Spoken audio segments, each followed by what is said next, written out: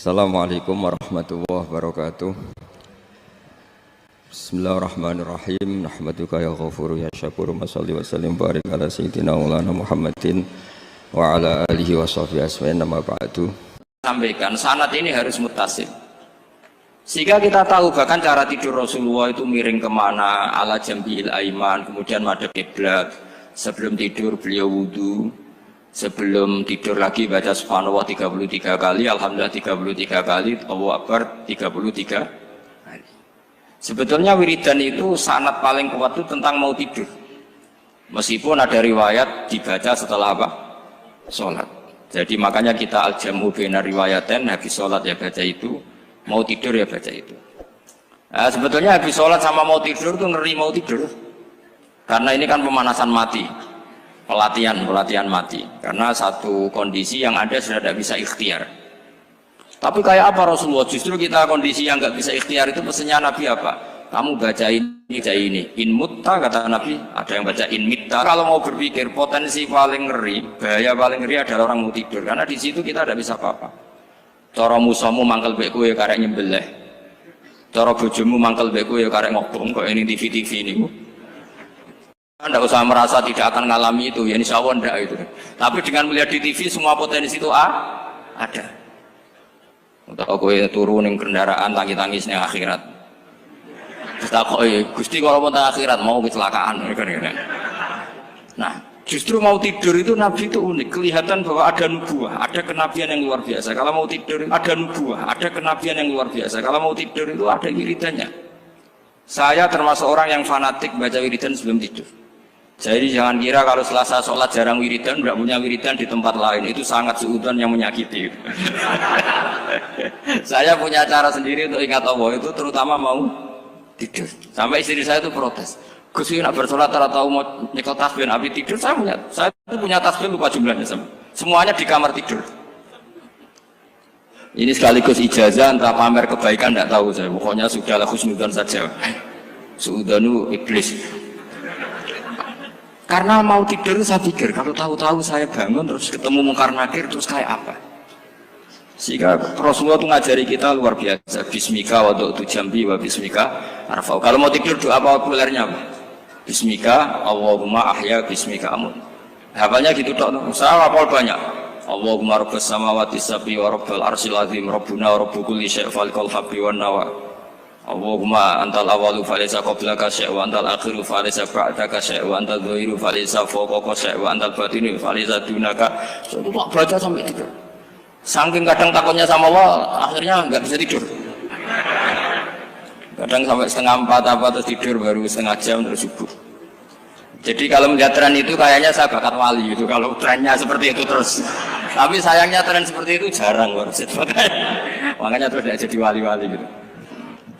Tapi saya ingatkan ke jenengan, sanad-sanad seperti ini tuh yang mungkin Anda lupa. Anda hanya ingat sanad misalnya ya Mu'ad inni uhibbuka faqul dubura kulli sholatin atau fala tad'anna dubura kulli sholatin Allahumma inni ala dzikrika wa syukrika. Kamu lupa bahwa saat paling krusial dalam hidup Anda itu tidur. Sehingga disebut wa min ayatihi manamukum billaili wan. Itu dari segi krusial gawat darurat, setiap saat Anda bisa mati. Belum urgensinya tidur untuk melawan maksiat. Itu kalau kamu hidup di kota Demak atau kota Semarang, bener kepikiran niklap atau wong ayu-ayu seneng terminal ning ngene dalan-dalan, itu satu-satunya cara itu hanya tidur. Kowe nak melek tetap jelalatan tak jamin. Masuk ning ngarep masjid Demak nggo tasbih gede-gede. Pangeran bendelok wong liwat tuh eling lur. Barokahnya usul fikih adalah kita belajar dulu. Saya pernah musyawarah sama Gus Yofur tentang usul fikih. Usul fikih itu ada makalah mubah itu tidak ada. Sebagian ulama berpendapat mubah itu tidak ada.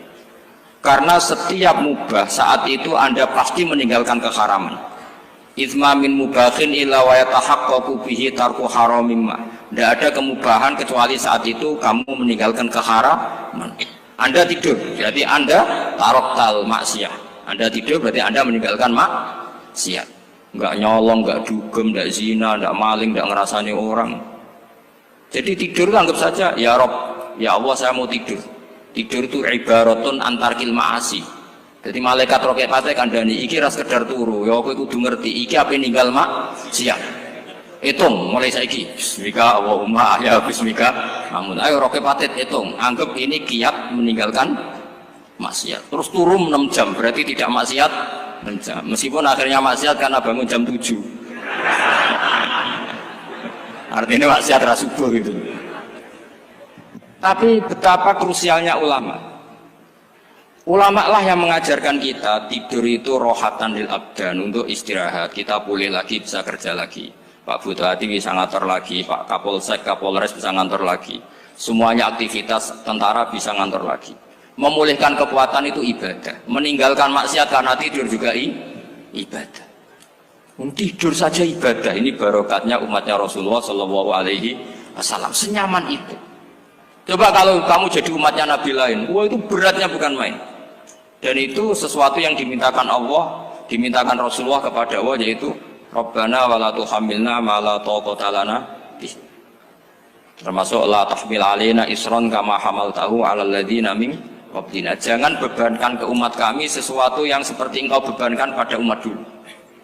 Umat dulu itu kalau mau tobat, kayak umatnya Nabi Musa pernah nyembah anak sapi, itu yang pernah nyembah tobatnya dibunuh. Liyaqtulal bari'u minkum al mujrima, yang terbebas dari menyembah anak sapi disuruh bunuh yang pernah menyembah anak sapi. Fatubu ila bari'ikum faqtulu anfusakum. Mau beratnya kayak apa? Kalau orang sekarang tobat cukup soal Pak Rosid, salami tembak 100.000, dipandu caranya tobat, diwari istighfar.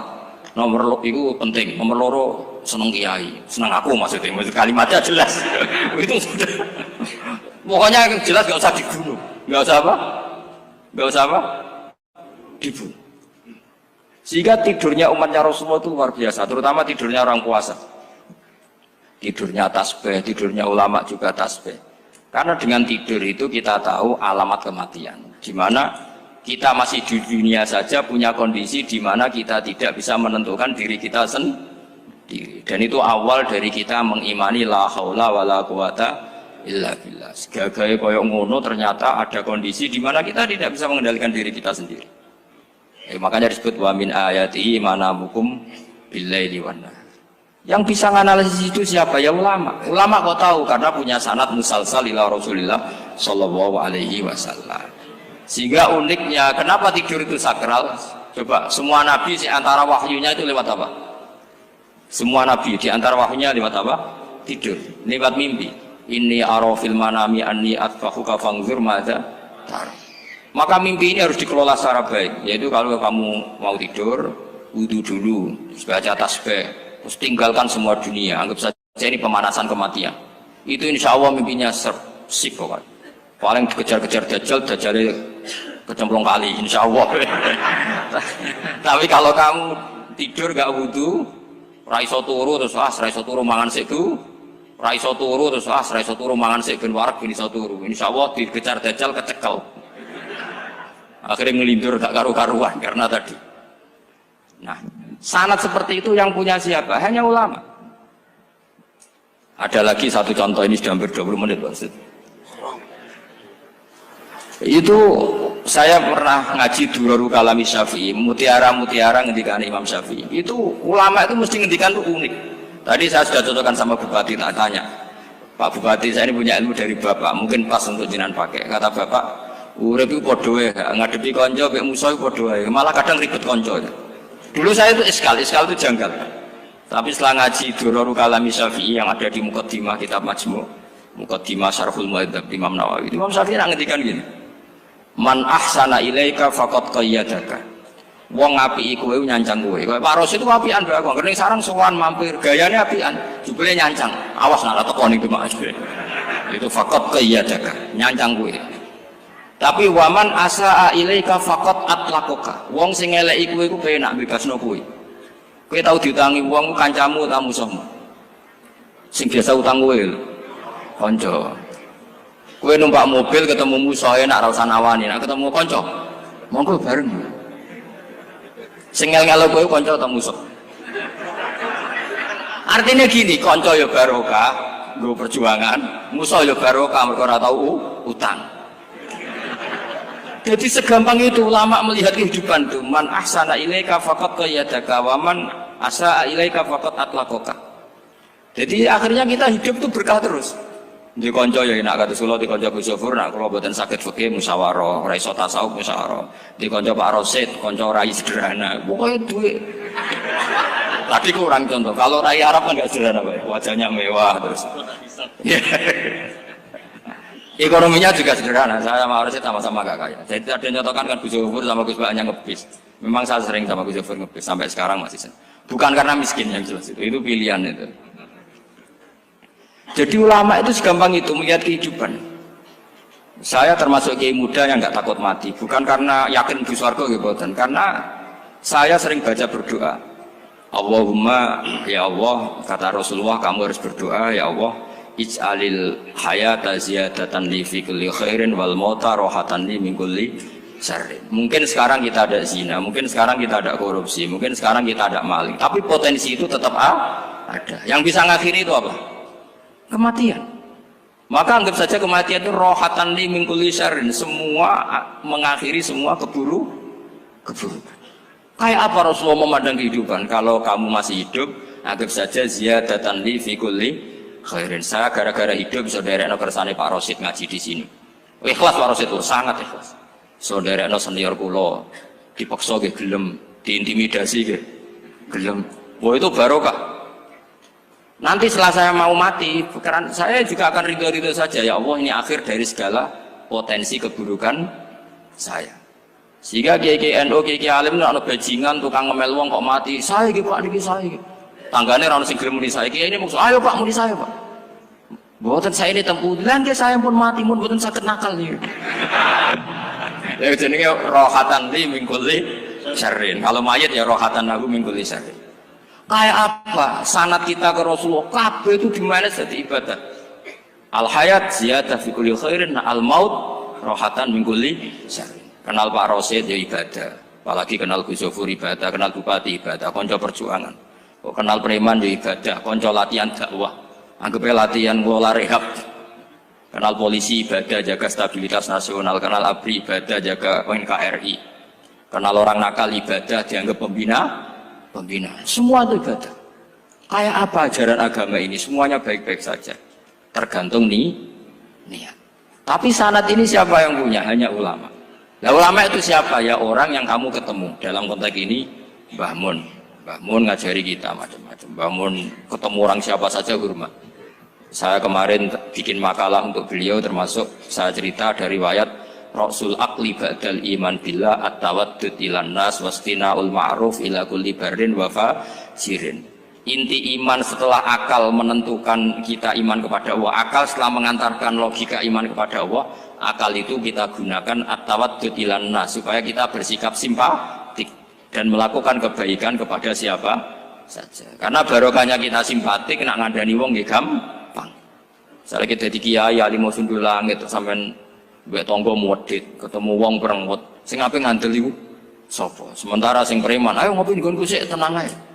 Sing kiai ini orang begawean ngene kopi kowe. Akhirnya sing preman sakhok di pengaruh, sing kiai ini bakhil gak duwe pengaruh. Itu tidak boleh kejadian seperti itu. Makanya ada riwayat wasqinaul ma'ruf ila kulli barrin wa fajirin. Terus kula suwun sanad-sanad seperti itu tidak boleh hilang. Saya itu kitabnya Mbah Mun Al-Ulama Al-Mujaddid itu setengah hafal, sampai sekarang masih tak baca. Kalau mau tidur tak baca, bahkan di tas saya itu ada terus. Ya karena kalau saya di Jogja kangen Mbah Mun baca itu, ketika beliau masih sugeng, apalagi sekarang.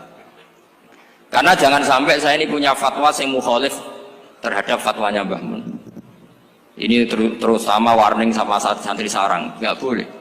Terakhir itu Mbah Mun punya kecenderungan, punya pikiran kayak Yusuf Qaradawi. Ya potensi wajibnya zakat khodrowat fawakih. Ngendikan gini sama sih ingat ketika ngaji sama Gus Zofur Pak Rosid kalau bangun guyon wong desa iku wis melarat gegere nganti koyo akeh wae bangun nyontokno gegere macul nganti koyo akeh gara-gara sing ditandur pari wajib zakat. Wong Sulawesi nandure kakao cengkeh, zaman iku cengkeh joyo berhubung ora akut gak wajib zakat padahal kaya. Jadi fenomena itu sering diutarakan beliau. Lama-lama beliau ngarang di Al-Ulama Al-Mujaddidun, beliau mengutip pendapat Ibnu Katsir, tentu di era modern kayak Yusuf Qaradawi. Sebenarnya Yusuf Qaradawi sendiri bukan mujtahid, dia yang muqallid juga. Kata Ibnu Katsir, Wa mimma akhrajna lakum minal ard. Yang harus dizakati adalah ma itu umum, apa saja yang keluar dari bumi. Maka kecenderungan Mbah Mun akhir-akhir itu bu yau fawaqih khudruwat itu dizakati. Tapi beliau tentu tidak ilzam ya, karena beliau sangat syafi'i. Tapi ini kan saran yang baik lah menurut saya. Apa susah sih jadi wong lomo gitu. Wong dadi wong medhit kok mbok bilo-bilo. Lah nek kowe takok takdirin ndi Gus, nak khudrawat fawaqih, melon, kakao, tebu wajib zakat. Takdire iku lomo iku apik, medhit iku elek, ngoten mawon.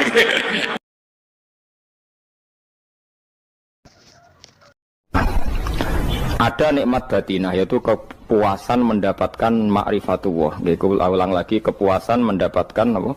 Ma'rifatullah. Itu nikmat batin. Baik yang terkait Allah maupun terkait logika-logika tasawuf. Terkait Allah misalnya gini, misalnya kula mikirnya. Kula nu bolak-balik matur niki, berkali-kali di tempat ngaji ini. Kim-ki jenane eling, mboten gadah masalah ingatan ini eling-eling. Eling-eling tenan. Wong nak soleh, ya soleh, soleh. Cek soleh mulai cilik, cek soleh dadakan terus husnul khotimah. Pokoknya napa? Soleh. Niku nak mati, niku bumi ku nangis. Nangise bumi ku kekurangan utawi kalong wong sing sujud ning ndekne. Ya Allah Gusti, biasanya wonten tiyang niku sujud teng nggen kula, dia berperilaku baik teng nggen kula, sakniki tiyang niku mun jenengan ambil, nangis bumi.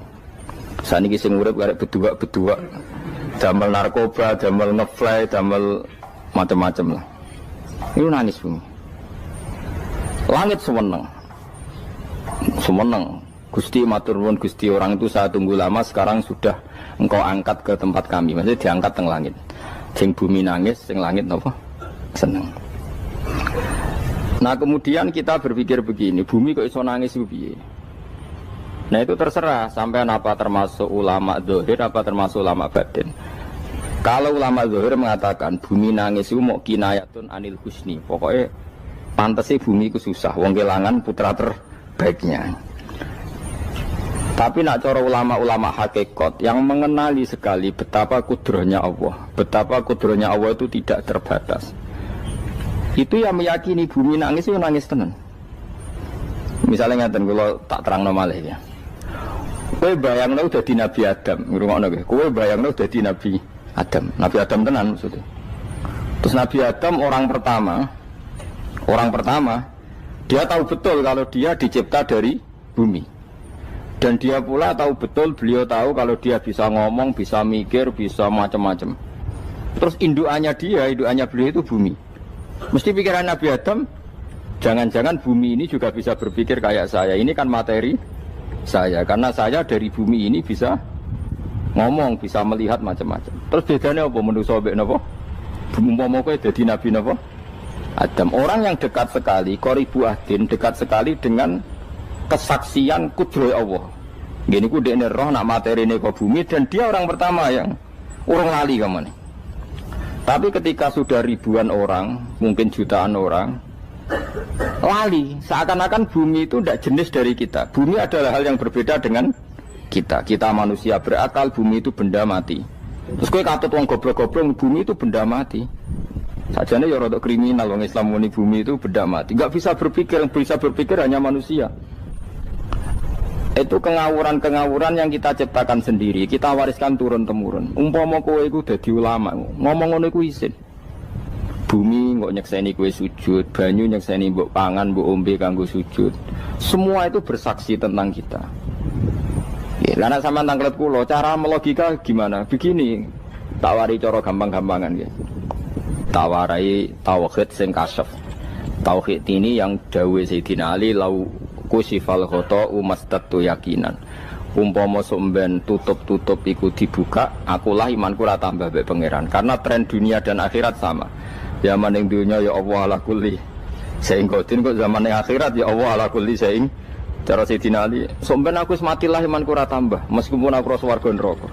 Lah kena napa? Darah padha wae, ning dunia ya pertunjukan kudratullah, ning akhirat ya pertunjukan kudratullah. Jadi pikirannya Sayyidina Ali seperti itu. Saya kan lahir misalnya tahun 1970. Berarti mulai Nabi Adam itu saya kan nggak ada. Ngerti-ngerti ada. Saya mengira waktu zaman tidak ada itu panjang apa cepat? Cepat, karena kita tidak melalui itu. Ujuk-ujuk wujud. Kadang kalau mati ya wedi kan. Mau mati jebule kiamat 1 juta tahun kasih wopo nang kuburan. Masuk di Khalillah itu. Makanya aku ya ora roh, tak tinggal turu sakmono kan yo nglilir. Nang nglilir terus nanti. Apa mlaku-mlaku nang donya, apa piye kok. Nak turu ya kok ngani ngoyo turu kok. Ribuan tahun lintas. Terus ya apa jajal? Sampeyan tak takoki, misale sampeyan ning kuburan iku apa? Apa ngadepi muka nakil tukaran terus itu keselen tukaran kok nopo ratusan ribu mungkin. Nah terus kita dilatih. Kata Sayyidina Ali gampang latihan seperti kata Sayyidina Ali apa gampang udah menjadi wong alim. Pada akhirnya kita ini aku zaman urip yo ora roh karepe, ngerti-ngerti urip, mati yo ora roh karepe. Pas mati sampean petangin dah yo ora roh karepe, pokoke wa matar sauna illa ya Allah. Makanya masyhur itu dia ketemu orang ateis. Dia orang ateis itu anti Tuhan, anti Tuhan maunya. Dia ditanya, lalu kamu hidup itu karena siapa? Ya enggak tahu hidup. Lalu kamu mati yang menentukan siapa? Ya enggak tahu, kalau tahu mati. Ya berarti Anda enggak bisa menentukan diri kamu sendiri.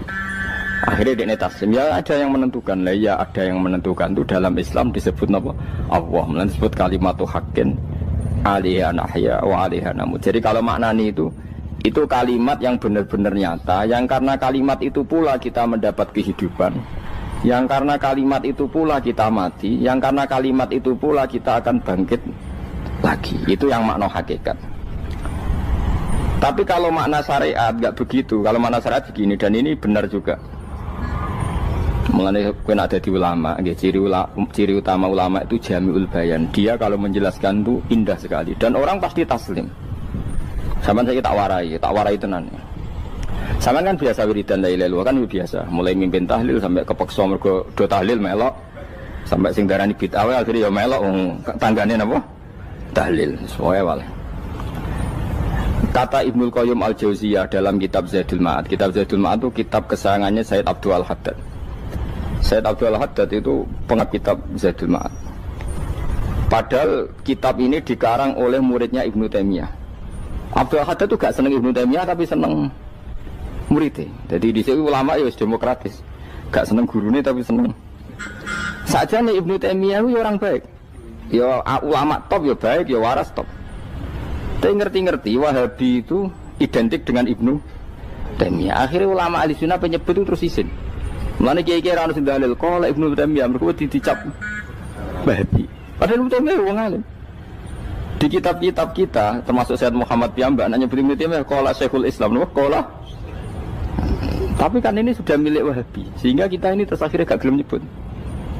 Jadi kitab koyo dalil fastabiqul khairat iki apa par iki dadi dalil yo dhewe-dhewe. Wah parah tenan wong-wong. Dulu saya melihat orang enggak kunut itu ya biasa. Mergo saya sebagai wong alim ngerti iku madzhab ya Abu Hanifah. Saiki nek ora kunut Muhammadiyah. Kita ini sebetulnya ahlul ilmi enggak tahu kunut itu madzhabnya siapa kita. Itu madzhabnya Abu Hanifah, yang kunut madzhab Syafi'i. Tapi tahu-tahu iki madzhab NU, iki madzhab Muhammad. Mana ada orang-orang ini bisa punya madzhab? Ngalime sepiro nganti dadi no madzhab. Tapi wis dadi bahasa, wis dadi apa? Sewajo kabeh jane. Mas repot-repot. Tak warai iki. Sampeyan ben nglafadzno la ilaha illallah iku keren ya. Keren tenan mboten keren-keren. Ngendikane Ibnu Qayyim Al-Jauziyah itu gini.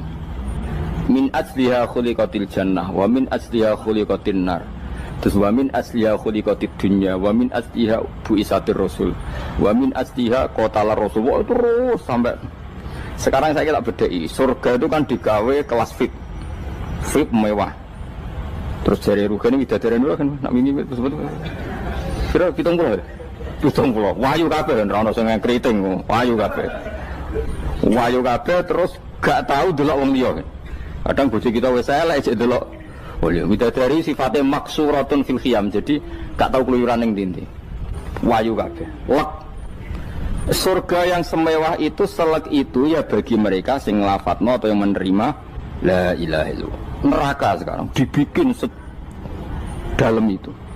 Jari Abu Hurairah neraka tes-tesane benda kamu jatuhkan ke neraka itu untuk sampai ke bawah itu nunggu 70 tahun. Kila 70.000 tahun. Dikena HP mu mbok ceblok nang neraka iku ceblok e ngenteni 70 tahun. Betapa dalamnya, ngentekno bego piro ya bayang misalnya. Oh itu kontraktor mana saja tidak sanggup itu disuruh ngeduk kedalaman neraka. Iku ya mau kanggo wong sing menolak la ilaha illallah. Jadi kalimat ini luar biasa. Swarga digawe bagi yang nerima, neraka digawe ya untuk yang menolak. Itu kalimat sing nak tahlilan turu iku lho. Iku kalimat sing nggo alasan Allah gawe swarga. Terus kalimat sing suwe-suwe sing lafadzno diarani bid'ah iku. Itu kalimat sesakral ini nasibnya akhir zaman itu entek. Gara-gara dilafadzno tahlilan tersangka jadi apa?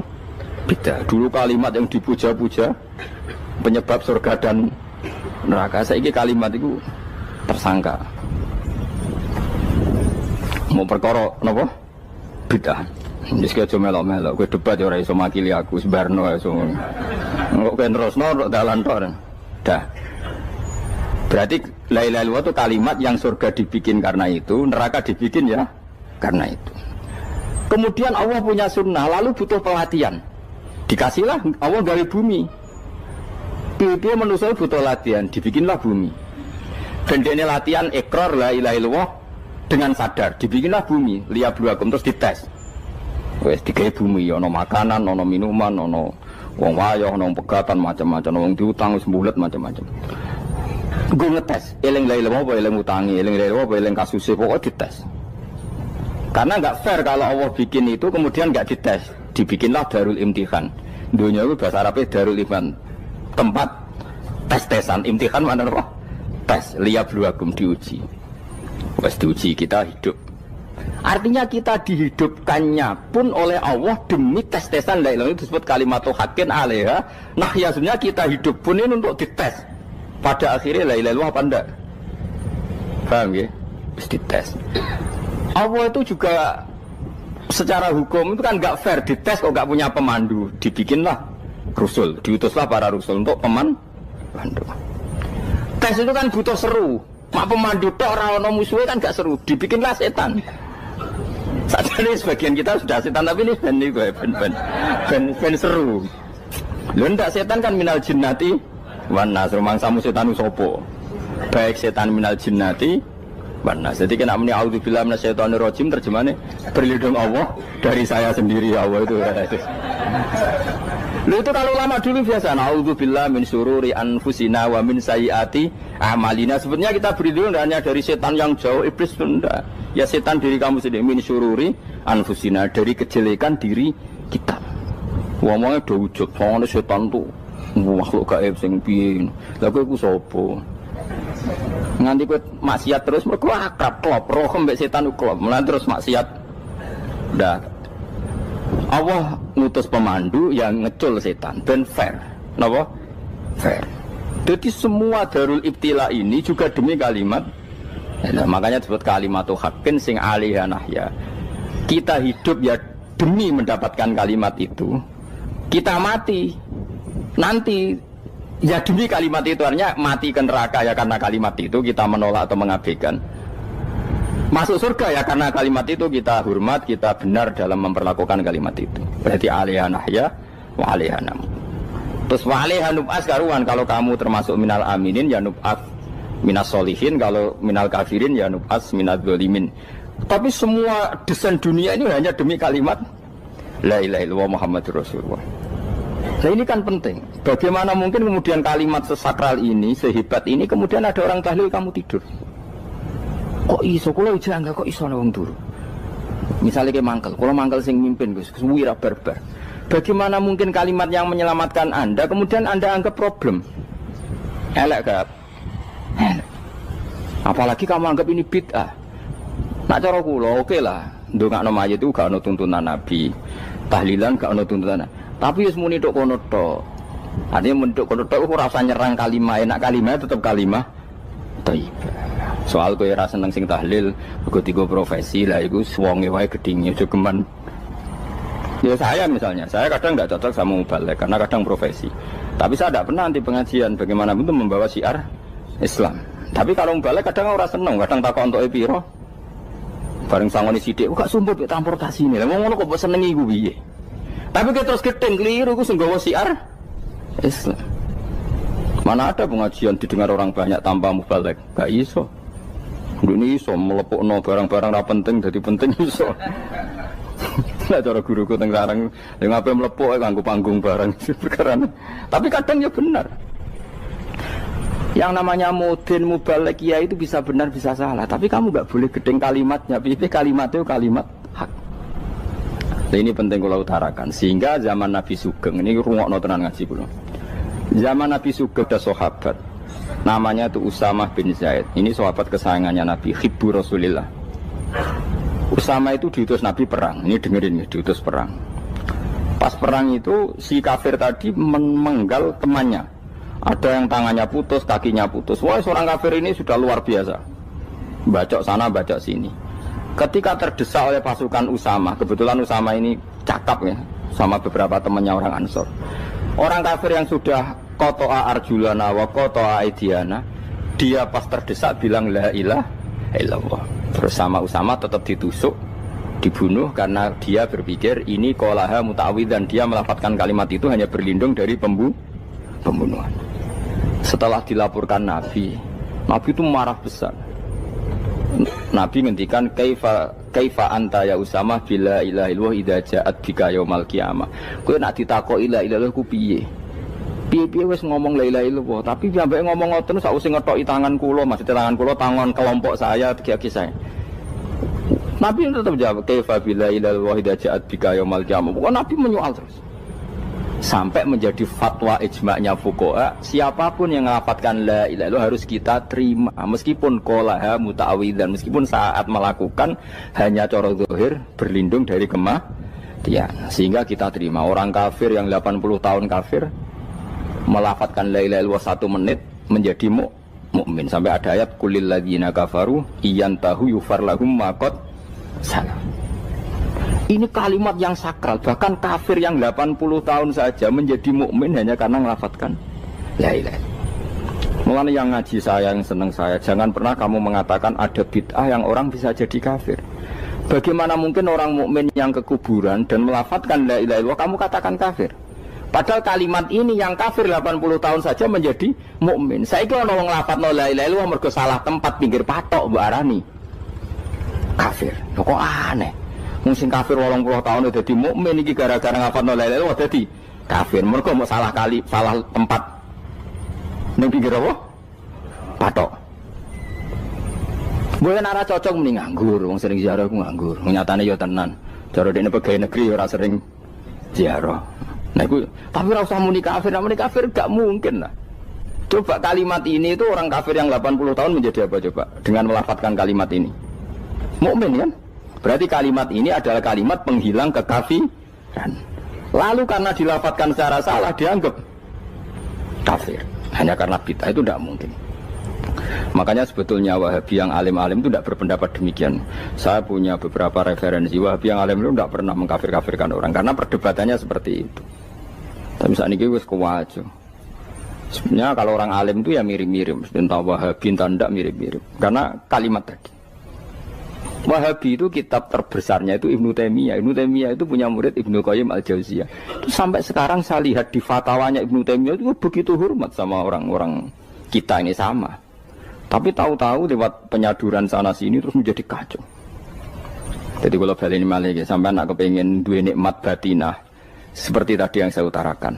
Swarga dicipta sedemikian mewah ya demi yang menerima la ilaha illallah. Terus neraka dibikin se ekstrim itu juga bagi yang nolak.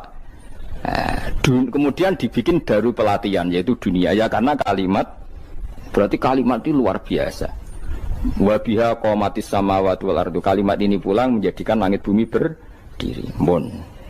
Lalu sekarang kita bisa ngomong, bisa berpikir, bisa ngadekno BPKB macam-macam. Itu karena kita sendiri apa karena kudratullah? Saya tanya. Karena kudratullah. Kalau karena kudratullah, apa susahnya Allah bikin kemampuan tanah ini nangis, tanah ini susah. Wong podo-podo kowe iso nangis, iso mikir ya mergo kudratullah, ndak karena kamu. Harusnya ya sama, bumi-bumi ini bisa menangis juga karena kudratullah. Makanya bumi ini menangis ketika enggak ada orang yang sujud. Iku ya mungkin. Wong zaman kowe iso nangis ya krana kudratullah, mestine bumi yang kamu katakan benda mati, hakikatnya dengan kudratullah juga sama dengan kita. Mulane tenggene kitab Al-Husunul Hamidiyah, kula ngrasa utang tenan mbek kitab niku. Dulu saya ngaji 2 tahun kitab Al-Husun. Kitabnya kecil tapi saya ngaji itu 2 tahun. Berkali-kali saya ulang. Itu beliau cerita gini. Dia yang ngarang itu orang alim, kebetulan dia orang India. Memang kelebihannya kitab dikarang orang Arab itu luweh bulat. Wong Arab kan semuanya Islam, karangannya itu standar. Ini dikarang orang India. Di Tonggo Blodor, di masjidnya, dikarang ulama yang masyarakatnya itu udah karu-karuan. Beliau cerita itu gini. Manusia itu punya satu kebodohan, di mana kebodohan itu disebabkan oleh Robtul Asbab Al-Adiyah, mengkaitkan sebab sing biasa-biasa. Misalnya gini, sama saya kita omongi, misalnya ada orang bilang gini, batu ini nanti itu menjadi ayam. Orang bilang mukhal apa enggak? Enggak, jawab saja. Mukhal. Kenapa bilang mukhal? Karena dikira enggak bisa kan? Enggak, jawab saja. Jawab satu-satu. Batu ini menjadi ayam. Kamu jawab mukhal. Alasannya apa? Alasannya enggak mungkin terjadi apa kamu enggak bisa? Sebetulnya karena kamu udah bisa. Udah. Lau ukhbiro dzakar rajul. Andai kan orang itu kamu kasih tahu, klungsu ini biji asem itu, biji pohon asem itu. Nanti yang kecil ini suatu saat besar. Setelah besar buahnya banyak, tambah besar, tambah besar. Terus orang bilang mungkin. Ketika bilang mungkin itu karena dia bisa apa hanya karena menyaksikan berkali-kali ada kejadian nak klungsu ditandur iku iso dadi gede. Coba sama jawab. Karena dia bisa apa karena hanya menyaksikan itu sering terjadi? Hanya misalnya. Artinya zaman dia mengatakan mungkin itu pun tidak memberi kontribusi ikut buat. Iya enggak? Tetap bergantung kudrahnya Allah. Dia hanya bilang mungkin karena sering melihat. Sebenarnya dia enggak sama sekali memberi kontribusi. Lah ya darani mungkin ya ora urun. Paham ya? Lalu kenapa dia kecangkeman terus muni wong wis mati dadi lemah gak mungkin dadi manusa meneh. Lho zaman dadi manusa sing wis ngene iki kok mani dene lara melo gawe. Terus muni mungkin mergo sering terjadi, sering bersaksi. Berarti sebetulnya manusia itu pakai ukuran dia mampu tidak mampu apa pakai ukuran bersaksi melihat. Bersaksi. Nah ini kan problem kita sebagai manusia itu problem. Makanya disebut wa kanal insanu zaluman jauh lah wis goblok aja. Mereka manusia itu nak wis goblok aja. Makanya saya kemarin diminta ngisi di pondok kajen. Kalau sampeyan berdebat sama orang ateis atau orang komunis itu gampang saja. Dilatih begini seperti teorinya Quran. Ya nanti saya teruskan ini tak ulang lagi ya. Saya ulang lagi ya. Andai kan nggak pernah terjadi telur itu jadi ayam, nggak pernah terjadi sama sekali. Telur itu jadi ayam. Terus kamu mengasih tahu orang tadi, telur ini loh nanti jadi hewan yang hidup terus terbang. Mesti dia bilang mukhal, mau benda mati kok nanti jadi benda hidup yang terbang ngalor ngidul. Berhubung sering terjadi dan dia pun tidak ikut bikin, bilang mungkin. Paham? Saya ulang lagi ya. Berarti dia bilang mungkin karena sering apa? Terjadi dan dia lihat. Andai kan pertama kali gak ada telur sama sekali yang jadi ayam, terus pengalaman pertama di dunia belum pernah terjadi. Kamu kasih tahu telur ini nanti jadi ayam terus terbang. Orang ini bilang mukhal enggak? Mukhal. Berhubung sering terjadi bilang enggak? Nah berarti kita nanti bangkit dari kubur gampang saja bagi Allah. Cuma belum pernah terjadi kamu mengatakan mukhal. Nah makanya otak kita harus dibenahi. Kalian jogeman percaya ambek yang pernah kita lihat, yang sering kita lihat. Percayalah dengan akal, tapi akal waras tuh. Karena waras itu repot tatanannya wangil. Makanya Islam itu melatih. Qul falillahil hujjatul balighah. Misalnya begini ya, dulu kalau Gerwani atau PKI atau siapa saja lah, itu kalau melatih anak-anak TK, makanya seorang ulama harus punya kecakapan penjelasan ibanatul ahkam. Itu anak-anak kecil dilatih. Anak-anak kamu terpejam, mintalah manisan sama Allah. Ya Allah saya minta manisan, saya minta permen. Terus disuruh buka, dapat enggak anak-anak? Enggak dapat bu, wah berarti Allah enggak ada. Sekarang minta sama bu guru. Bu guru kami minta permen dikasih. Berarti yang ada bu guru bukan Tuhan gitu. Akhirnya jadi gerakan ateisme. Nah sebetulnya untuk melawan gerakan itu kita harus melatih begini misalnya gini. Saya itu pernah ketemu sama orang yang berpikiran komunis. Oh komunis juga. Dia nantang saya gini, Pak, pokoknya saya tidak bisa menerima konsep Tuhan sebelum Anda bisa menjelaskan kenapa ada Tuhan. Jadi, budak kok elek ini. Nah, aku ngerti aja, sak cerdas ini tetap cerdas aku yakin sudah tahu cerdas aku. Selain raine serama meyakinkan, tapi pikir tetap cerdas. Kulo itu kan wong Quran gitu, artinya punya pikiran panjang. Mungkin di antara orang Islam kita ini tidak punya kecakapan menjelaskan. Tapi kalau orang sering baca Quran, apalagi dia ngaji tafsir ya, yang waras maksudnya waras lah. Serapati seneng duit, barang ini penting. Kalau seneng duit, mari goblok. Yakin ulama seneng duit, mari goblok. Tak jamin. Umpama alim wis kelas B, kelas C gak bisa, tahqiq gak bisa. Kalau tahu dikandani konco kulo riyen ambek jenengan udah saya kaca akhir. Lah kena apa? Cok seneng duit, bro. Duit itu masalah bagi ulama. Orang duit lebih masalah kan ya. Maksudnya rasa senang tapi ojo terus gak duit. Sekarang saya tanya, Quran itu melatih kita gini. Quran itu sederhana kalau ngelatih tauhid. Tapi orang pasti ingat. Kata Allah gini, nggak apa-apa, saya tidak Tuhan, nggak apa-apa. Kamu yang Tuhan. Tapi buktikan kalau kamu Tuhan. Caranya gini. Am khalaqus samawati wal ardi. Ya nggak apa-apa, kamu yang Tuhan nggak apa-apa. Tapi buktikan kalau kamu menciptakan langit, bumi. Mereka pasti ikrar, ya tidak mungkin saya menciptakan bumi, saya lahir sudah ada bumi. Yesus lahir sudah ada bumi, nggak mungkin Tuhan.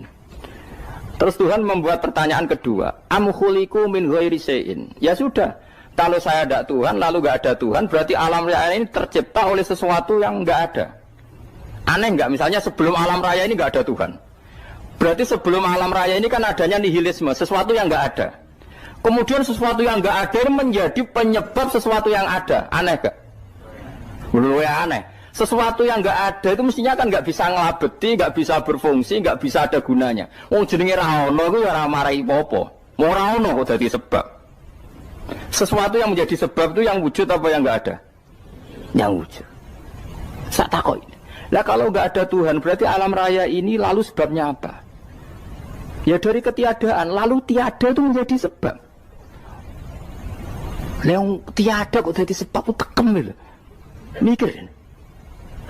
Di mana-mana yang sebab itu harus barang yang wujud. Gak boleh tiada kok jadi sebab. Ini kan jadi aneh. Sesuatu yang tiada menyebabkan sesuatu yang ada. Terus ya pokoknya ronde ini kalah. Tahu kapan tak pikir aja. Pikir nganti mati temenang aku. Makanya sebetulnya dalam ilmu mantek, pertama itu kita tidak harus iman Tuhan itu namanya Allah, tidak harus. Makanya pertama dikenalkan, sementing kenal Tuhan itu ada dulu. Disebut zat sing wajibil wujud, belum disebut namanya Allah. Allah itu disebut nama Islam, paham ya? Saya ulang lagi, Allah disebut itu nama Islam. Tapi kalau penemuan akal hanya sampai kita ini butuh zat sing wajibil wujud, sing menjadi penyebab semua alam raya ini. Di bahasa Arab disebut musabbibul asbab. Belum menyebut Allah musabbibul asbab. Islam pun pertama Iqra turun ya gak nyebut Allah. Iqra bismi rabbikal ladzi khalaq, khalaqal insana min 'alaq. Iqra wa rabbuka. Tuhan itu siapa? Yang mencipta. Nah, yang mencipta ini oleh syariat Islam disebut apa? Tapi dalam logika yang penting kowe kenal sik ana musabbibil asbab. Pastikan bahwa alam raya ini yang wujud pasti disebabkan sesuatu yang ada. Enggak boleh barang wujud kok diciptakan oleh sesuatu yang tidak ada. Lah wong gendeng ora barbar barang ra ono mbok sifati al-khaliq. Sing gawe langit bumi apa? Pencipta. Penciptane apa? Sesuatu yang tidak ada. Kowe ikhlas dutek ngono kowe ikhlas ta ora? Gak kowe ikhlas ta ora dutek ngono kowe ikhlas ta. Kowe gelem dadi bodho niku. Gelem kowe. Mboten. Nah, nikmat ngono jenenge nikmat batin. Nah, mulane sing suwenang mbek kalimat la ilaha illallah. Wis ana sing bid'ahnallah iku wong nganggur wis beno sak uni-unine. Tapi kadang memang kita berlebihan. Tahlilan ra barbar 40 dina ini ra barbar. Muga alasane wis disangoni akeh tahlil sedih lho sakake penggemar sing keselen sing rantuk sangu ya butuh cepet. Lane cara kula niki penting kula utara nggih. Kowe nek ora cocok tahlilan 40 dina wis ngomong ae kira cocok model harinya. Tapi ki aja menolak kalimat la ilaha illallah iku disifati Kanjeng Nabi kalimat thayyibah. Wong Nabi nyifati thayyibah, kalimat yang suci kok nyifati bid. Tak soal kira cocok wong sebut. Misalnya kamu bilang saja wong mati wis sangu amale lha apa didongakno barang. Nek kowe pengen ndonga ora usah ndonga. Wis ora usah biasa wae. Kula lah mbok dongakno ora seneng. Gak meyakinkan. Karo dene mlebu swarga butuh dongamu ora ono swarga fadhole pangeran apa mbok dongano bareng. Nah tapi kowe donga aku ya seneng. Senenge ya semau lah timbang nyanyi-nyanyi rame-rame sadok donga. Mbok mandi mbok ora pokoke donga. Saya ulang lagi ya. Makanya Quran itu melatih logika sampai seperti itu. Am khalaqus samawati wal ard bal la yuqinun. Sampai terus diulang-ulang. Am khuliqu min ghairi syai'in. Kalau mereka merasa Tuhan enggak apa-apa, tapi buktikan mereka ini wujud sendiri tanpa sebab. Atau begini, kalau mereka tidak tahu sebab pencipta langit bumi, mereka sendiri suruh yakin kalau mereka adalah penciptanya. Am humul khaliqun, enggak apa-apa.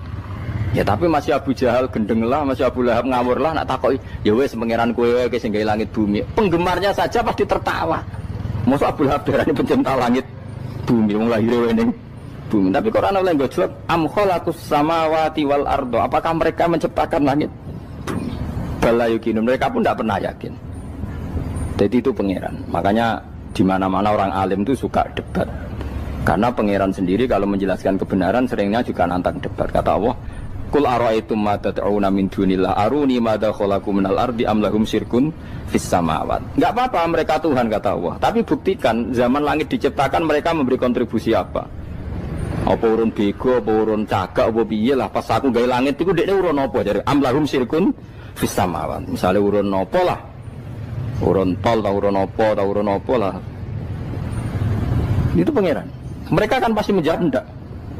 Terus itu nih bi kitab biming qobliyada. Kalau kamu nggak percaya Quran sebagai kitab, nggak apa-apa. Tapi buktikan kamu punya kitab tandingan. Mereka nggak punya juga. Atau gini, nggak usah Quran, nggak usah sakralan. Au atharatim min ilmin, atau kajian ilmiah yang membuktikan bahwa Yesus itu Tuhan, atau yang membuktikan bahwa berhala itu Tuhan. In kuntum shodiqin, nggak apa-apa. Kalau kamu benar buktikan. Nah itu makanya semua nabi itu punya kecerdasan. Karena tadi nabi kadung nantang itu nih bi kitab biming qobliyada. Au atharatim min ilmin in kuntum shodiqin. Tapi sekarang orang alim soleh itu jarang. Yang ngono ngerung soleh rapati ngalim, nggere sing alim biasanya rapati soleh. Lah kula itu masuk rontok-rontok ya isih rontok soleh ya rontok, tapi lumayan masih menjaga hujjatullah tadi. Sebab itu ulama dulu mengajarkan Allah itu siapa? Disifati zat sing wajibil wujud. Karena alam ini kadung ada. Kalau alam ini kadung ada, pasti penyebabnya sesuatu yang wujud. Tapi kalau wujudnya mungkin bahaya. Wong sing gawe wae wujude terima mungkin bisa wujud bisa tidak. Makanya dipermanenkan yang gawe alam ini zat sing wajibil wujud. Sing wujudnya wajib. Wajib itu enggak bisa enggak pasti wujud. Nah, terus kita kenal itu namanya khaliq, itu musabbibil asbab, itu khaliqul asya. Lalu oleh Islam zat yang demikian itu disebut Allah. Terus jadi la ilaha illallah. Nah, orang yang bertauhid gini tentu punya kenikmatan batin yang luar biasa. Sehingga saya bayangkan nanti mati yang ngono biasa wae kan. Gusti zaman kula teng donya ora melok ngatur oksigen, ngatur nyawa, apa mati ndak ra ngoten. Mulai dari Sidin Ali, jenengan jemben nak mati tambah pinter apa biasa? Ya biasa wae. Ning bumi yo ndelok kudrohe Allah, kok ning akhirat ndak ra padha wae ndelok kudrohe Allah. Mulane beliau masyhur guyonan beliau lau kusifal ghata mastatu yakinan. So ben aku nek mukasafah ning akhirat imanku yo ora tambah ya biasa wae, standar-standar wae. Maksudnya kue ning dunia ujung-ujungnya paling pokok ya menyaksikan kudratullah. So ben ning akhirat ujung-ujungnya paling pokok ya delok kudratullah. Ning dunia saiki Allah ya matlubi sing kita cari. So ben ning akhirat ya Allah matlubi. Paham ya? Artinya hukum dunia dan akhirat itu sama. Kita di dunia golek ridhanya Allah, ning akhirat ya golek napa? Ridhanya Allah. Lah nek soal kecil itu, tapi ning akhirat masalah pun rokok masalah, diutang ditagih yo. Masalah, kere suwi ku yo masalah. Ya biasa jenenge makhluk anane masalah. Sing ora oleh di masalah pangeran. Pangeran duwe masalah. Biasa wae. Terus niki kula mulai saking penjelasan nggih kias ali. Kias ali itu analogi kias nggih, analog dados tengene ilmu-ilmu usul fikih itu ada kias itu kan kias aulawi dari bawah dikiaskan ke yang lebih apa? Atas. Ada kias setara, namanya kias musawah, setara. Ada kias fahwal khitab, maknanya ya orang pasti sadar kalau maknanya seperti itu. Sampean saya kira beda, jawab mau biasa mau. Kudu ya pantes, pinter ya pantes jawab. Kalau bolak-balik ngaji menerangkan.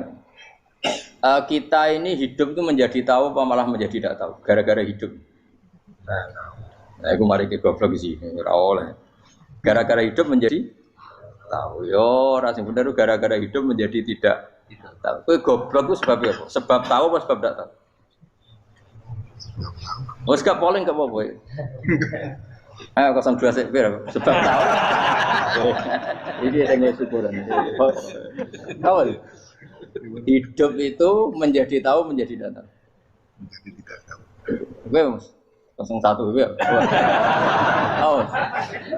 Menjadi tahu. Nah, kowe tengah-tengah. Wong loro padha ora jelas ya. Cara kowe. Ndak tahu. Berarti menang 0 piro. Biasa. Tawari ilmu hakikat ya. Jadi awal syaratnya jadi wali. Meskipun jadi wali ku yo angel tapi tak warai mukadimah ya napa. Jadi nak bar iki urung wali cek apa? Mukadimah. Ndak sekarang misalnya gini, saya mau minum teh. Jadi saya melihat teh. Saya minum teh.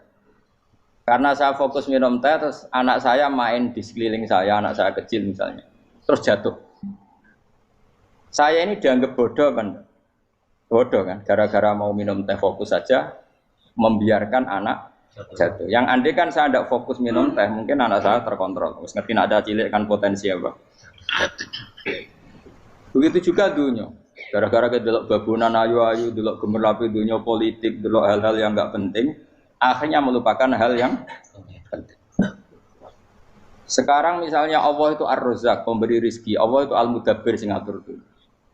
Gara-gara Fauzi terus meyakini satu makhluk apa yang nyelametno Indonesia.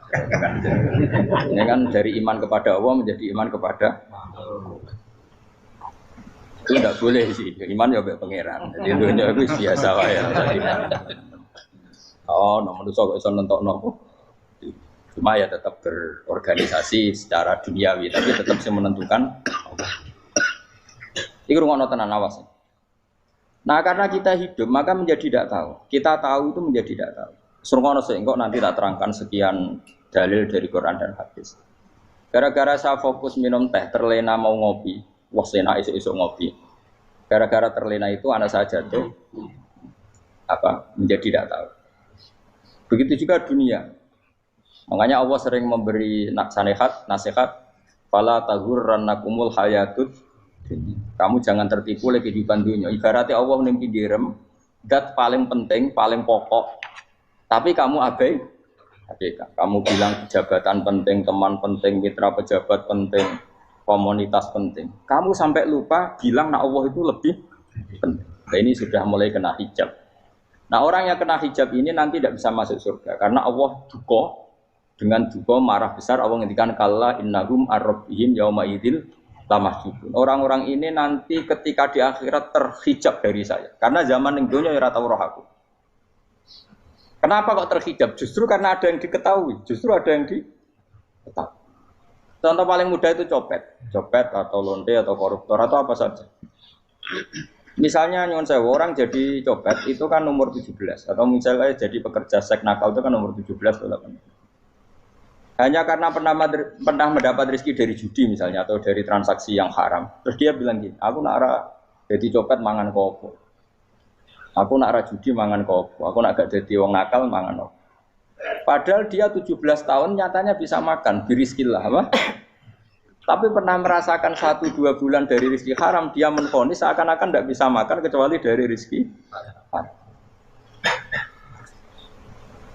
Ya itu tadi gara-gara tahu nikmatnya uang yang sepintas lewat haram, nyopet atau korupsi, terus menafikan nikmat-nikmatnya. Jadi dari tahu nikmatnya nyolong atau korupsi menjadi tidak. Makanya kalau dalam ilmu tasawuf itu gini Fuad Walian, manusia sekarang itu tidur, kalau mati baru bangun. Jadi cara ilmu tasawuf itu annasu niyamun wa idza matu intahu. Mungkin ada yang hafal tapi ra paham. Jadi rata terang. Annasu niyamun wa idza matu intahu. Manusa kabeh sak donya iku turu. Nek mati lagi tangi. Mergo kena wis mati iku lagi roh. Jebule sing hak tenan iku sujud ning pangeran. Sing hak tenan iku subhanallah walhamdulillah. Sing hak tenan iku muni Allahu akbar. Kae zaman ning donya dintekno kowe ngomong, "Nu Amerika super power." Kenal presiden penting, kenal menteri penting, kenal kiai gede penting. Iku mbok entekno. Barang-barang sing cara akhirat gak mendesak mbok entek. Wong nak ramangan mati, nak ra duwe gaji sumpek, nak pensiun sumpek. Hal-hal nanti setelah di akhirat kamu hanya tahu satu kalimatul haq, yaitu kenangan terbaik kamu di dunia itu sujud. Jika kamu getun ketika hidup tidak pernah sujud. Makanya kata Rasulullah, nanti kamu tahu ketika di akhirat hatta takuna sajdatul wahidatu khairan minad dunya wa ma fiha. Sehingga kamu nanti tahu bahwa sujud satu kali itu lebih baik ketimbang dunia dan sisi. Karena ternyata setelah kamu di akhirat yang layak jadi poin kamu hidup di dunia itu hanya apa? Sujud. Nah, yang dunia kan WA penting, HP terbaru penting, babonan penting, mitra penting, ngomong terus berjuta-juta kalimat. Hanya karena kamu hidup. Tahu saya mati, gue ngerti, gue kabeh dak. Maka ilmu kamu itu setelah mati, lagi ilmu terlambat. Nah, pas ilmu mau terlambat itu Allah duka, kalla apa alhaqumut takatsur hatta zurtumul qabir kalla saufa ta'lamun summa kalla. Terus kalla law ta'lamuna ilmal yakin la tarawun al-jahim. Pas kowe ilmumu wis bener, Gusti ternyata penting sujud teng jenengan, ternyata penting jenengan Allah. Pas roh pas wayah mlebu neraka, kok wis kecewa. Ya saiki tapi wayah mlebu neraka, roh wis terlambat. Mane tak warai saiki ben ora roh pas wayah mlebu neraka. Kok nak roh terlambat, pas roh wayah mlebu. Sehingga ketika Allah melehno wong kafir, melehno itu mencibir orang kafir. Kata Allah begini. Ini mungkin yang hafal Quran bisa dicek lagi. Fakashafna anka fito akafa basarukal yauma hadid. Jadi kata Allah ngomentari orang kafir ketika di akhirat, laqad kunta fi ghaflatin min hadza. Kamu lupa kan kalau ada akhirat seperti ini kata Allah. Fakashafna anka fito aka. Sekarang kamu saya kasaf, saya buka semua fakta. Fa basarukal yauma hadid. Sekarang pandangan kamu tajam. Dulu di dunia bilang misalnya seks penting, dugem penting, narkoba penting, maksiat penting. Kalau enggak gitu saya pusing. Nanti di akhirat semua ini jadi problem. Artinya apa? Gara-gara di dunia melihat gemerlapnya dunia, dia menjadi tidak tahu pentingnya Allah, tidak tahu pentingnya akhirat. Maka dengan hidup malah menjadi tidak tahu. Maka untuk menjadi tidak tahu itu sebabnya dua. Makanya polling 01 dan 02 sama benarnya tadi. Gara-gara tahu yang menjadi tidak tahu, gara-gara tidak tahu yang menjadi tidak tahu. Tadi misalnya kamu fokus ya, misalnya Rukin jelalatan untuk cawe itu, fokus untuk cawe itu, gak Allah waktu ngarepe kejengkang, kesandung. Berarti gara-gara melihat menjadi tidak tahu. Ya kira-kira seperti itu. Gara-gara fokus delok dunya nganti ra roh hak-hake Allah Subhanahu wa taala. Di sini Allah sering pesan fala taghurrannakumul hayatud dunya wala yaghurrannakum billahil ghurur. Kamu jangan tertipu dengan kehidupan dunia. Makanya saya itu orang yang paling fanatik sujud. Soalnya kalau suwun jenengan sing sujud. Mau usah sujud salat 5 waktu lah nikmati. Karena sekali kamu terbiasa mensifati dunia ini penting, nanti kamu akan lupa mensifati akhirat itu penting. Dan itu awal kamu tergelincir dari ansawa isabil, dari jalan yang benar. Makanya tadi pepatahnya orang sufi apa? Anna sunyamun wa idza matu indah. Manusia itu tidur, kalau mati baru. Terus contoh kedua begini. Kenapa Allah begitu murka ketika orang tidak mengerti hak-haknya Allah? Bukan karena Allah anarkis atau keras, tidak. Memang secara akal pasti begitu. Saya sama tak beda ini. Ya contoh gampang-gampang saja, tak wari logika. Kalau ada orang buta lewat kemudian nabrak tembok, karena apa? Karena buta kan? Buta itu maknanya apa? Tidak tahu. Akibat tidak tahu, nabrak tembok. Ya kan? Karena tidak karena tidak tahu nabrak tembok, karena tidak tahu terjatuh di sungai, karena tidak tahu terjatuh di jurang. Sekarang juga sama.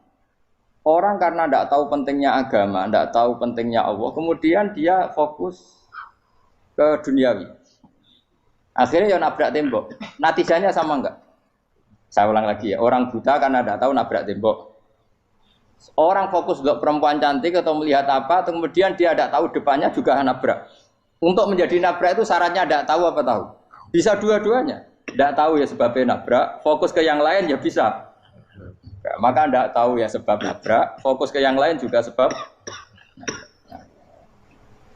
Nah mata kita, hati kita ini sudah dipenuhi hal-hal yang tidak penting sehingga kita lupa dari hal yang penting. Kayak tadi kita mau minum kopi saja fokus sampai meninggalkan anak main sampai jatuh. Berarti minum kopi sebenarnya tidak satu kebodohan. Tapi ketika membiarkan anak kecil jatuh itu adalah kebodohan. Sebetulnya makan menikmati dunia itu tidak kebodohan. Tapi ketika Anda melupakan Allah itu menjadi satu apa? Kebodohan. Ini disebut kamu jangan terlena oleh kehidupan apa? Dunia. Nah kenapa terlena? Itu kakean delok. Mulane Nabi itu ora tau delok dunia. Nabi, saya ini tak latih jadi wali, tapi mukadimah. Kulo itu belum pernah delok. Saya pernah punya kakak wakil bupati, punya teman gubernur banyak tuh. Kulo delok susu ora wani. Mergo kuwatir seneng. Nabi itu pernah, Nabi itu jenenge manusia, pernah lewat itu. Kemudian tonggo-tonggone Nabi kebetulan pas pulang bawa unta-unta banyak. Itu Nabi melihat mungkin 0, sekian detik. Itu wis dilori pangeran. La tamuddanna ainaika ila ma mata'ana bihi azwajam minhum zahratal hayatid. Jadi misalnya koyo rogen misalnya delok wong numpak Alphard pejabat ana sing bukakno. Enak dah nak jadi wong ngene iki. Kalimat itu direkam oleh Allah. Bahwa Mustafa pernah ngomong enake dadi wong iku numpak Alphard ana sing bukakno. Tapi kan tetap kirim. Sehingga nanti di akhirat kalimat itu direkam misalnya nanti ternyata yang numpak Alphard misalnya nyuwun sewu misalnya yang numpak Alphard tadi tetap di neraka, kamu ya ikut di neraka. Karena dia menikmati Alphard lali akhirat, kowe yo ngangen-angen kepengen seperti itu. Maka poinnya sama. Kalau pun rokok bareng. Terus ada orang sujud di musola, melarat sujud. Kowe gak pernah enak dadi wong iku. Padahal sujud itu yang menjadi orang masuk surga. Terus kowe ditakoki ning akhirat. Kowe tahu angen-angen dadi wong sujud mboten ate. Tapi kowe tahu angen-angen mewah nate. Yes, seneng kono kira-kira gitu. Lha iku latara undal pas kowe roh ilmu yakin pas wae mlebu neraka. Lha iki mulane tak ajari dini kiat-kiat supaya kira mlebu.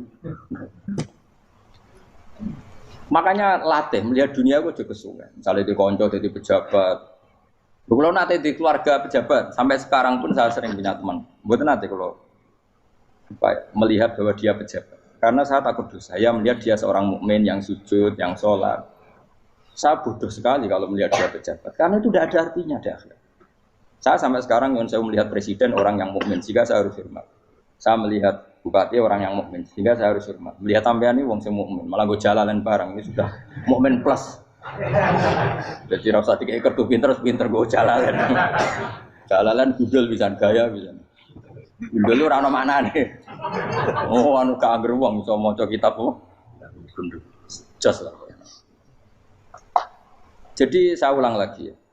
Makanya saya itu nanti kalau sampean alim sudah kayak saya, itu pasti nggak kagum sama sahabat.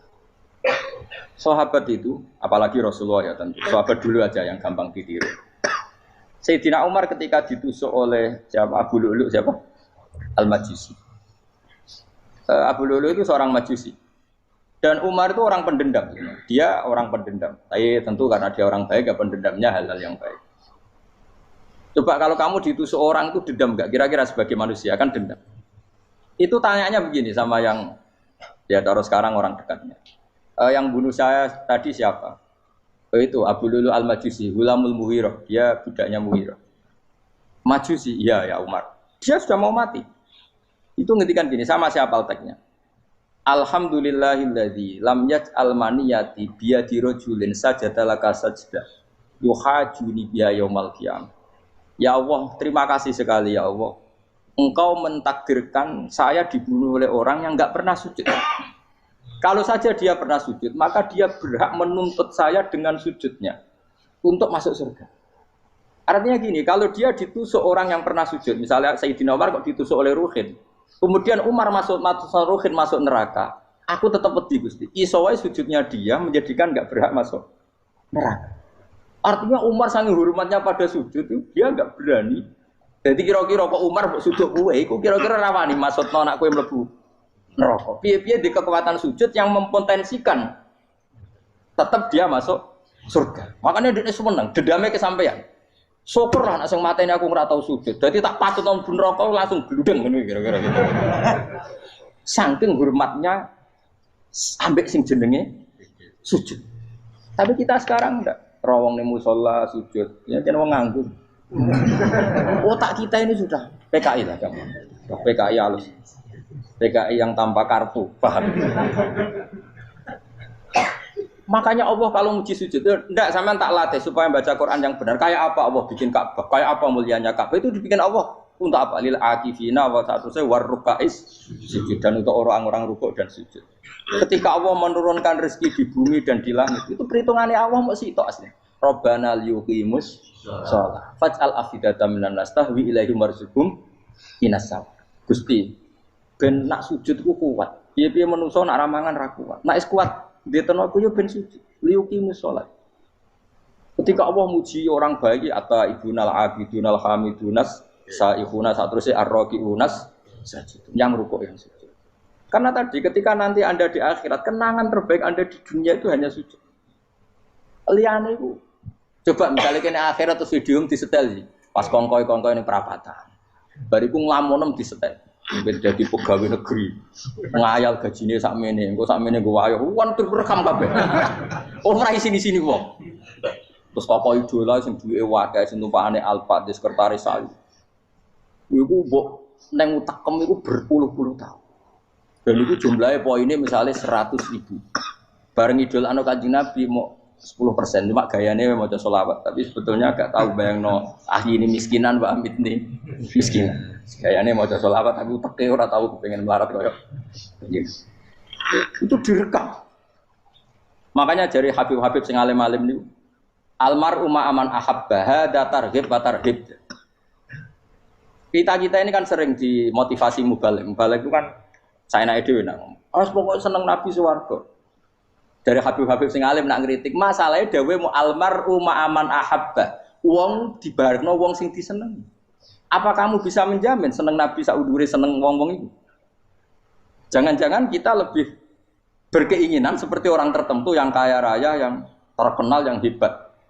Meskipun kowe oleh sana muni seneng Kanjeng Nabi. Jangan-jangan status cinta kita terbukti ke orang itu. Iya toh, misalnya gambarnya pasang neng kamar, puas. Partai, uang, kuasa. Terus, kue nyumbang masjid nyuwun sewu mau 50.000. Tapi bareng nyumbang untuk kemenangan orang itu 10 juta. Nyebut uang itu satu hari 100 kali. Nyebut Nabi bedak sholat. Warung dihitung, dipoling mbek malaikat.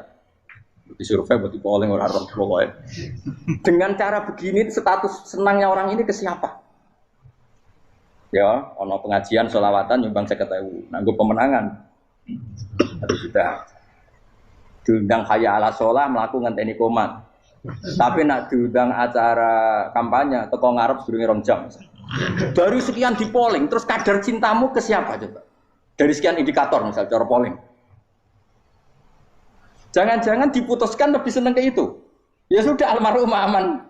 Apa? Makanya kata orang-orang alim almarhum apa? Orang itu terserah disenangi. Masalahnya kita tidak ada jaminan lebih seneng Nabi. Ya orang ada jaminan ya saya aman misalnya. Hitung dewi-dewi. Rasa menang terus kau begitu. So wis kadung wis kadung.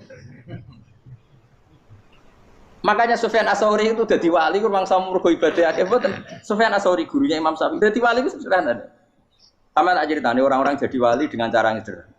Tapi kan niru copy paste ya, artinya ora apa ya, KW lah. Kalau niru gak apa-apa, tapi KW kebaikan. Sufyan Ats-Tsauri itu ditanya, kenapa kamu sedekat itu sama Allah dan Anda keramat? Jadi resepnya begini, saya itu belum pernah ke masjid nunggu adzan. Paling gak setengah jam, 1 jam sebelum adzan itu saya sudah ada ke masjid. Ditanya, kenapa begitu? Ketoke kok kawula sing elek, moro ngenteni dicelup. Terus ngerti nak wayahe yak ngono kok Allah nyelup. Misale saya punya cah dalem atau saya punya karyawan, tiap jam 8 itu buka toko. Nah, bayangno itu sih. Saya punya karyawan tiap jam 8 tugasnya buka. Selalu buka tokonya ngenteni tak panggil. Rohen, toko buka, siap. Tapi besok yang ngono lagi, wis jam 8 buka, siap. Tiap hari gitu, kira-kira kendaraan karwaniku goblok apa sopan? Kira-kira enggak jawab deh. Goblok kritik enggak usah gitu. Nah, Sufyan Ats-Tsauri tidak mau gitu. Wong wis ngerti nek Allah ya mono wayahe manggil. Dadi ya kerja malu wis ning kono. Dadi nek Allah ayala salam pun Gusti. Ayala salam pun teng mriki. Iku sudah dadi wali. Oh iku saya buat tiru tapi kawe lho, gak masalah. Tapi ini kan resep, no. Lho mangkel lo gak kira-kira. Ana karyawan tiap jam 8 kon buka toko. Selalu marane ngenteni di pagi. Jadi wali dulu tuh punya cara muamalah sama Allah tuh luar biasa. Ya ora usah tiru terus kemen dadi wali wis ra iso kadung salah. Biasa wae. Aku lah nganti saiki ya biasa wae. Aku mau masjid ngenteni mek kumat ya biasa wae. Tapi aku kan iso dadi wali lewat jalur liya lah aku ya. Jalurku kan akeh. Mulang ya mari wali, sabar ning coba ya mari wali. Jane ana jalur fikir ya mari wali kan. Tapi kan loro, fikir loro. Jadi Imam Adil ya wali, dia bojo judes itu wali, masyhur. Ana wali barokah di bojo judes. Jadi ya jalur dadi wali. Wah lebih ngeri lagi. Ngeri tenan nganti akhirat aja wedi. Jadi anak jote wae gak. Para suami takut istri silakan baris, bareng sing wis baris, bareng sing wedok. Pak rene lho tetep moro-moro. Wah, di bojo kegawangan ini akhirat bahaya, you know. Terus bahaya, di bojo nganti kegawangan apa? Tengah akhirat. Masyhur, jadi cerita-cerita wali guys. Biasa ulang lagi ya. Latih, meskipun dari kecil latih. Makanya kamu tahu kenapa Quran itu kalau ngendikan sujud kayak gitu spesial. Balillah fa'bud wa kum minas syakirin. Jadi meskipun kita di dunia umumnya orang saya makan, saya minum. Saya juga punya istri, punya keluarga. Tapi saya belum pernah melihat anak saya itu sebagai anak saya. Saya kalau melihat anak saya ini teman sujud saya, nanti yang meneruskan sujud saya. Saya tenan kulon bolak-balik ditanya istri saya dan agak-agak marah. Gus Pak, kenapa kamu hormat sama anak sampai gitu? Kalau nanti manja gimana? Kalau terlalu manja, saya bilang itu udah anak saya. Itu nanti yang meneruskan sujud saya, meneruskan rukuk saya. Saya nanti pasti mati. Dan saya butuh di bumi selalu ada yang sujud sama Allah.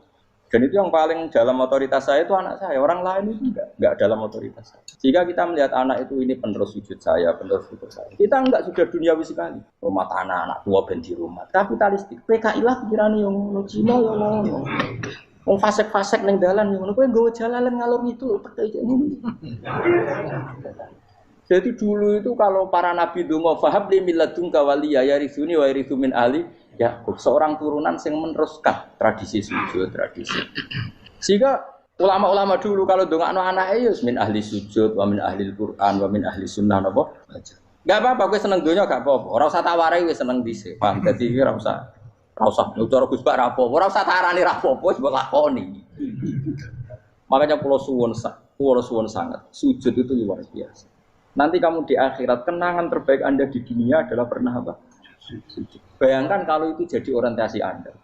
Anda berpolitik, cek melok partai Gerindra, cek Golkar, cek PDI supaya jadi penyuara sujud tidak dilarang di Indonesia karena umat Islam mayoritas. Saking mayoritasnya sampai pejabat rasolat rawani. Beberapa pejabat rasolat bakal dipilih. Itu berarti kamu berpolitik niat bikin satu pressure supaya standar orang benar adalah sing nopo sujud itu ya benar. Kok yang kaya kerja biar bisa beli tanah untuk masjid, yang orang miskin ikut menopang supaya masjid itu berdiri. Semuanya orientasinya menuju apa? Sujud. Jadi tidak sujud itu harus jadi wong khusyuk sing goblok sujud terus.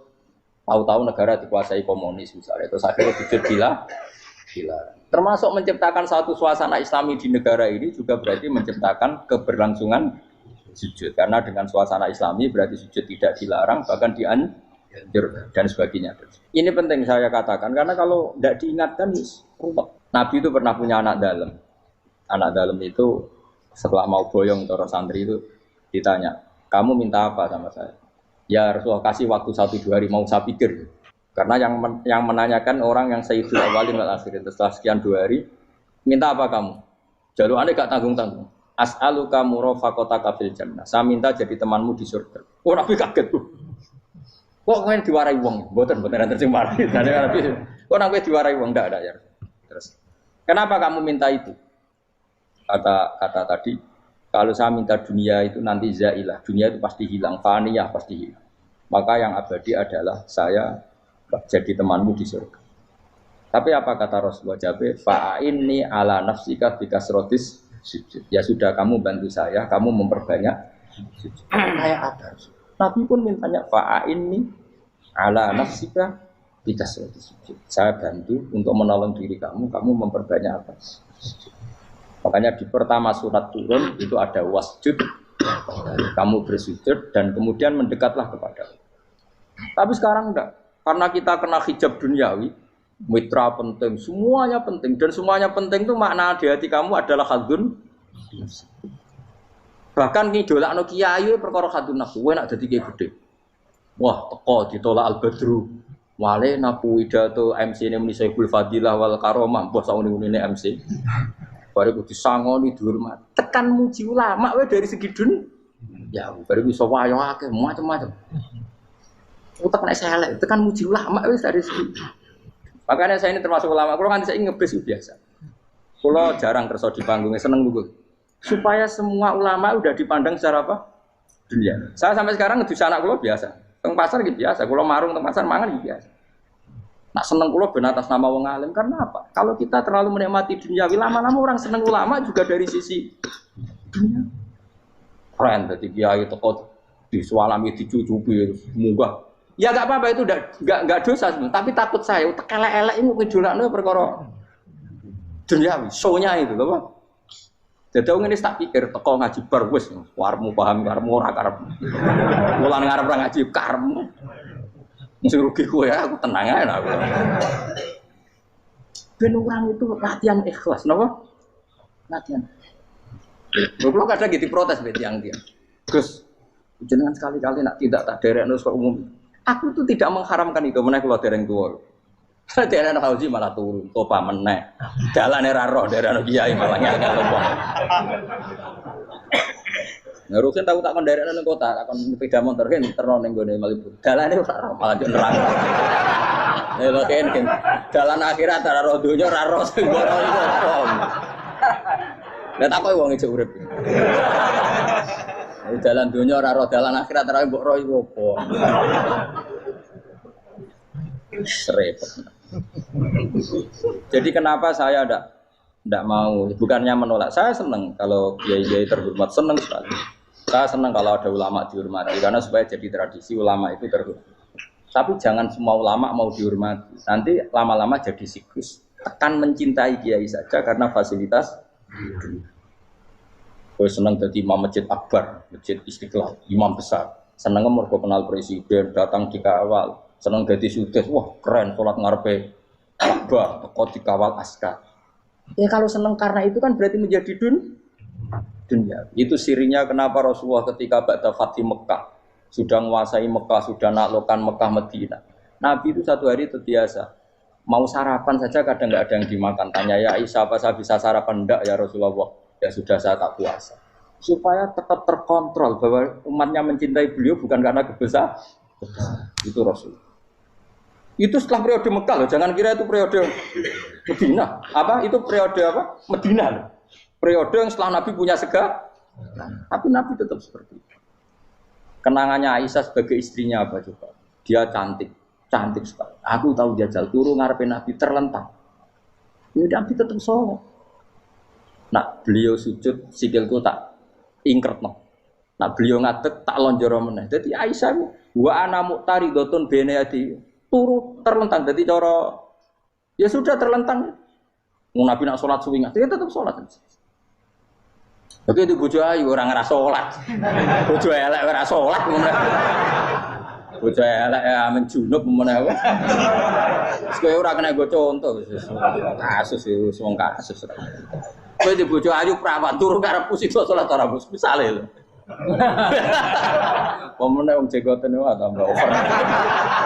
Mustofa lho kula ora ngenyek jegoten liyane ora usah sibuk. Mergo nak ngenyek wong akeh dosa, nak ngenyek wong sitok ora. Misale dosa tak hitung mau ke sore. Aku ngenyek dosa sitok, mulang ganjarane 10. Cek susu piro? Cek surplus orang dagang cek. Dibadi. Iku enak adene ra ikhlas. Ra ikhlas aku yo ra ikhlas ilmuku, malah lara. Malah neraka ping 13 sebenarnya. Makanya ini dipikir, ya, saya ulang lagi, harus dipikir secara matang-matang bahwa kita tidak boleh terlena oleh kehidupan dunia. Menjadi bodoh kan Anda minum teh, kemudian anak Anda jatuh di pinggir Anda. Paham? Nah, sekarang menyangkut mukjizat. Ini masih tentang ayat ini, nanti sampean tahu logikanya. Tak beda, tidak jawab satu-satu aja, karena iman sarannya harus tahu. Fa'lam itu tak tahu, fa'lam annahu la ilaha. Ketika sekarang telur, saya memberitahu misalnya, Gen, telur ini udah dipitik, cara kowe mungkin tahu. Ayo jawab satu-satu. Mungkin kan? Tapi pertanyaannya, saat telur menjadi pitik kemudian mungkin, dan ayam ini bisa terbang, bisa selingkuh, bisa punya anak turun, itu menjadi mungkin itu kan kamu pun tidak ikut menciptakan. Ikut gak kamu menciptakan telur menjadi ayam? Tidak kan? Kan di luar kudroh kamu, di luar kemampuan kamu. Tapi kamu bilang itu mungkin. Ada onta yang buting, yang sudah hamil sudah. Kamu bilang nanti onta ini mau punya anak dan anaknya nanti bisa jalan seperti induknya. Kamu katakan apa? Mungkin. Tapi saat Anda katakan mungkin, Anda ikut menciptakan enggak? Enggak kan? Tetap itu kudrohnya Allah. Tetap itu. Maka para nabi itu tidak tahu bedanya antara onta yang keluar dari indukannya dan keluar dari batu. Itu syaratnya jadi nabi, syaratnya jadi wali. Nah, saya kira ono nabi. Makanya Nabi Soleh ditakoki, bukti nak kudrohe pangeran itu. Lah kamu minta apa kata Nabi Soleh? Silahkan ada unta keluar dari batu itu. Nabi Soleh bisa. Dia tenan terus unta keluar dari batu. Terus kaumnya gawok. Wah kok hebat tenan unta metu kok batu. Jadi Nabi Soleh, ya padha karo unta lahir kok indukane. Bedane apa? Yo beda. Lah bedane apa? Metu kok watu kok ya ora melok gawe. Metu kok indukane ya kowe ora melok gawe. Bedane apa? Tapi utakmu kena hijab, kamu niku ana bedane. Cara nabi-nabi ora roh bedane. Lah kula termasuk warasatul anbiya ya ora roh bedane cara. Waras utek kula niku waras. Lho lha yo misale kowe cara iman seperti itu yakin dadi wali. Wes amatir-amatir lah wali swasta lah. Pokoke wis dadi wali. Jadi manusia itu lucu, sesuatu yang dia pun tidak bisa. Iku sok bedakno. Kalau telur menjadi ayam mungkin. Sapi keluar dari indukan mungkin. Biji padi menjadi padi besar mungkin. Tapi nak watu kok jadi biji padi mukhal.